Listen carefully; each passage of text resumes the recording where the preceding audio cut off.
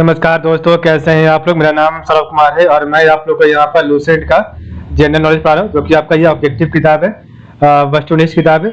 इस किताब से हम लोग पढ़ने जा रहे हैं। आपका जो है टॉपिक, जो सब्जेक्ट पढ़ेंगे वो आपका पढ़ेंगे पॉलिटी। ठीक है, तो पॉलिटी में हम लोग पढ़ने जा रहे हैं चैप्टर नंबर 1 का जो है एमसीक्यू प्रैक्टिस करेंगे।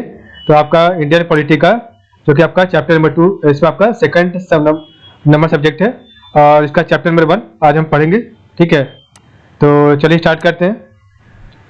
तो इसमें हम लोग जो है आपका जो कि आपका चैप्टर नंबर 1 है, कॉन्स्टिट्यूशनल डेवलपमेंट ऑफ इंडिया, इसका सिर्फ हम लोग आंसर को जो है देखेंगे। ठीक है, इसमें हम लोग कोई ऑप्शन को हम लोग पूरा नहीं पढ़ेंगे। ठीक है, सिर्फ आंसर को लगा रहे हैं। इससे पहले हम लोग जो है आपका ऑप्शन के साथ जो है वीडियो बना दिया है। ठीक है, तो वहाँ जाके आप लोग प्लेलिस्ट में आपको मिल जाएगा चैनल पर। ठीक है, तो आप लोग वहाँ जाके देख सकते हैं। ये आपका रिवीजन के लिए, तो ये आपका वीडियो जो है रिवीजन पर्पस के लिए, जिसमें हम लोग क्वेश्चन पढ़ेंगे और आंसर को टिक करेंगे। ठीक है, तो ध्यान दीजिएगा। तो इसका इंडियन पॉलिटी का हमने इससे पहले वीडियो बना दिया है। ठीक है, जिसमें आपको जो है ऑप्शन क्वेश्चन सारा जो है डील किया गया है, लेकिन इसमें हम लोग जो है सिर्फ रिवीजन करेंगे और क्वेश्चन और आंसर को डील करेंगे। तो पहला क्वेश्चन है, Which of the following exercise the most profound influence in framing the Indian Constitution? तो वन करेक्ट आंसर है option number D, the government of India 1935. The first attempt to introduce a representative and popular element in the governance of India was made through. तो two correct answer option number है Indian council act 1861. Question number 3 है, which of the following act introduced communal electorate in India? तो 3 correct answer option number C, Indian council act 1909. Fourth number question है, assertion origin है। तो assertion का A है, तो government of India Act of 1858 transfer the governance of India from the East India Company to the crown. और reason R कह रहा है, the East India company was unwilling to administer India anymore. तो 4 correct answer है option number C, आपका ए is 2 and R is 4. तो पहला आपका ए सही है और आर आपका गलत है। ठीक है, नेक्स्ट आपका क्वेश्चन नंबर 5 है, by virtue of which act directory was introduced in the India. तो इसका राइट आंसर है option number B, government of India 1919. Question number 6 है, the instrument of instruction content in the government of India 1935 has been incorporated in the constitution of India in the year 1950. तो 6 का right answer option number B, directive principles of state policy. 7 number question है, the government of India act 1935 based on. तो 7 का right answer option number A, the principle of federation and parliamentary system. Question number 8 है, the monopoly of Indian trade of the East Indian Company was abolished by the. तो 8 का right answer है option number B, charter act 1830. Question आपका 9 है, the consider the following act. तो आपको बताना है इसमें से कौन सा राइट आंसर होगा। ऑप्शन नंबर है 1 2 3 4. तो सबसे पहला आपका रेगुलेटिंग एक्ट, उसका आपका पिट्स इंडिया एक्ट, उसका आपका जो है थर्ड आपका जो है चार्टर एक्ट और फोर्थ आपका इंडियन काउंसिल एक्ट. ठीक है, तो क्वेश्चन नंबर 10 है, consider the following statement, the objective of the Montagu Chelmsford reforms of 1919. तो which of this statement are correct. तो 10 का right answer option number C, 2 and 3. ठीक है, to establish directory in the provinces and the extension of provincial government, ये दोनों आपका सही हो जाएगा. क्वेश्चन नंबर 11 है, consider the following statement following with reference to the provisions of government of India act 1935, which of this were embodied in the government of India 1935. Option A 1 2 3. तो 11 का right option है option number B, 1 and 2. ठीक है, तो government of India जो है आपका 1935 के अकॉर्डिंग जो इस्टेब्लिशमेंट ऑफ है all India federation and provisional autonomy with government responsible to an elected legislature. 12 number question है, with reference to the colonial period of India the trade monopoly of the East India companies was ended by. तो 12 का right answer है option number C, charter act of 1813. Question number 13 है, consider the following statement with reference to the provisions of Morley Minto reforms act in the colonial India. तो which of this statement are correct.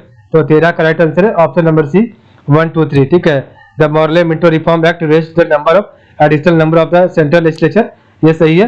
It introduce the principle of communal representation in the legislature, ये भी सही है. It empowered the legislature to discuss the budget and to move resolution on it, ये तीनों सबका सही हो जाएगा. 14 नंबर क्वेश्चन है, two independent state of India India and Pakistan were created by. तो आप इसका 14 का राइट आंसर है option number D, the Indian independence act 14. ठीक है, आपका हो जाएगा द इंडियन इंडिपेंडेंस एक्ट. कुछ आपका 15 है, असर्शन रीजन कह रहा है. तो the government of India 1919 was passed by the British parliament to introduce directory in the provincial government. Reason R है, Montagu Chelmsford reform committee has recommended the introduction of dyarchy in the provincial government. तो आपका जो है 15 का right answer option number A, both A and R are true and R is the correct explanation of A. तो आपका दोनों सही है और आपका एक्सप्लेनेशन भी सही है। 16 में क्वेश्चन है, consider the following statement, the regulating act of 2023 was passed by the British parliament in order to which of this statement are correct. तो 16 का राइट आंसर है ऑप्शन नंबर है 1, 2, 3। तो establish parliamentary control over the administration of the East India company territory in India और make the governor of Bengal as the governor general of Bengal. और third आपका and of dual system of administration in India, तीनों पर सही हो जाएगा। 17 number question है, the first defined step to provide parliamentary control over East India company was taken by. तो 17 का राइट आंसर है option number A, the regulating act 1723। 18 number question है, the Montagu Chelmsford report form the basis of. तो 18 का right answer option B, तो government of India 1919। Next number question है, assertion है और रीजन आर है। तो assertion A कह रहा है, the government of India 1935 and the Constitution of India are both lengthy document। Region R कह रहा है, the government of India 1935 was taken as a model and substantially जो है incorporated in the Constitution of India। तो आपका 19 का right answer option number है, both A and R are true and R is the correct expansion of A। तो आपका दोनों सही है, ठीक है। क्वेश्चन आपका 20 है, through which one of the following were commercial activities of the East India Company finally put to an end। तो 20 करेक्ट आंसर है option number C, the charter act of 1833। 21 number question है, which of the following vested the secretary of state for India with supreme control over the government of India। तो 21 correct answer है B, government of India 1858। 22 का number question है, directory was first introduce under. तो 22 का question है, आपका answer है Montfort reform. 23 number question है, which of the following were the main features of the government of India 1919। तो 23 का right answer option number D, 2 and 3 आपका सही हो जाएगा, ठीक है। तो devolution of legislative authority by the centre and expansion and reconstruction of central and provincial legislature. 24 number question, in the federation under the act of 1935 residuary power was given to the आपका 24 का right answer option में C, governor general. 25 number question, the Indian legislature was made bicameral for the first time by. तो 25 का right answer option number C, the government of India 1919, ठीक है। Question आपका 26 है, list 1 को list 2 से मिलाना है। तो लिस्ट 1 आपका एक्ट है और लिस्ट 2 आपका लार्जली बेस्ड ऑन है। तो 26 का राइट आंसर है ऑप्शन में बी, ठीक है, 4321। तो आपका जो है इंडियन काउंसिल एक्ट 1909 का हो जाएगा, parliamentary reforms government of India 1919 का हो जाएगा, Montagu Chelmsford reform government of India 1935 हो जाएगा आपका, Simon commission report and joint select committee recommendation Indian independence act का हो जाएगा आपका जो है माउंटबेटन प्लान, ठीक है।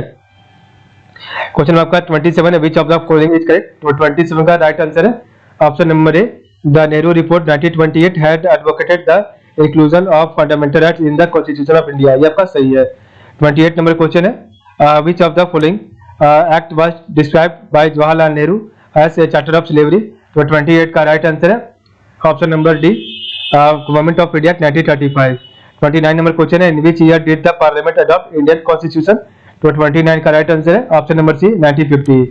क्वेश्चन आपका 30 है, which act introduce directory at the centre. तो which act introduce directory at the centre.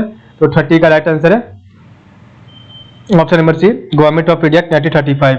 Question number 31 है, which was not a member of cabinet mission. तो 31 का राइट आंसर है option number D, John Simon. Question आपका 32 है, which of the following was the biggest source for the constitution of India. तो 32 का right answer है option number B, government of India 1935। Next question आपका, the constitution of India came into force. तो 33 का right answer है option number C, January 26, 1950। Question आपका 34, the supreme court of India was set up by the. तो 34 का right answer option number A, regulating act 2023। 35 है, the distribution of powers between the centre and the state in the Indian constitution is based on the scheme provided in the. तो 35 का right answer है option number C, government of India 1935।